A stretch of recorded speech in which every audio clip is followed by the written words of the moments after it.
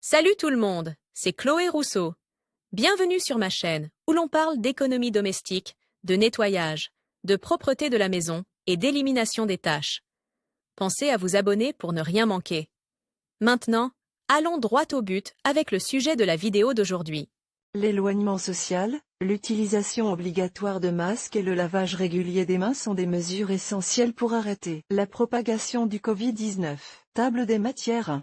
Mesurer la salle de classe 2. Pré-contrôle du système de ventilation 3. Mesurer ou estimer le taux de ventilation de l'air extérieur 4. Vérifier les résultats et les objectifs 5. Mesures supplémentaires pour atteindre l'objectif avec le retour à l'école. La ventilation correcte des espaces devient une autre mesure fondamentale pour éviter que les salles de classe ne deviennent des zones à haut risque de contagion. C'est pourquoi l'université de Harvard a conçu un guide en 5 étapes simples pour ventiler correctement une salle de classe ou un espace spécifique. Nous vous montrons comment procéder. 1.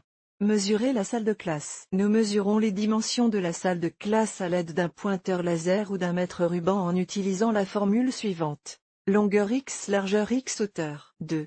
Pré-contrôle du système de ventilation. Avant chaque cours, nous vérifions que les systèmes de ventilation sont allumés et fonctionnent correctement. Pour ce faire, nous écouterons le son émis par les appareils et nous observerons, à l'aide d'un morceau de tissu fin, la direction du flux d'air, c'est-à-dire si l'appareil fournit ou extrait de l'air. 3.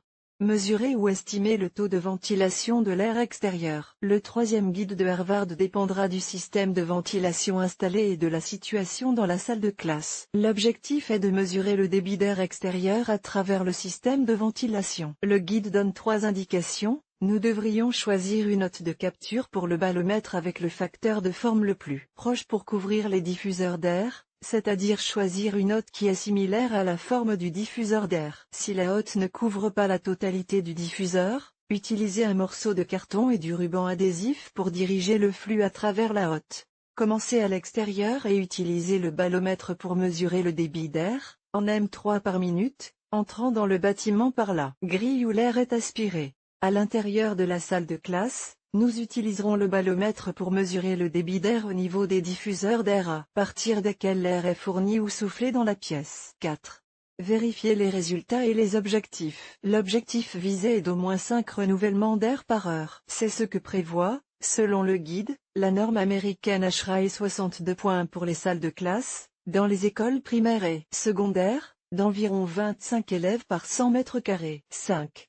Mesures supplémentaires pour atteindre l'objectif. Si l'on n'atteint pas les objectifs ci-dessus ou si l'on souhaite augmenter et améliorer la ventilation, le guide propose des mesures complémentaires. Par exemple, utiliser des filtres de type MERV13 pour l'air recyclé et installer des purificateurs d'air portables avec des filtres. Et pas pour minimiser le risque de transmission. Il convient de garder à l'esprit que l'ouverture des portes et des fenêtres favorise le renouvellement et la circulation de l'air, mais qu'elle ne remplace en aucun cas une vérification régulière des systèmes et des unités de ventilation.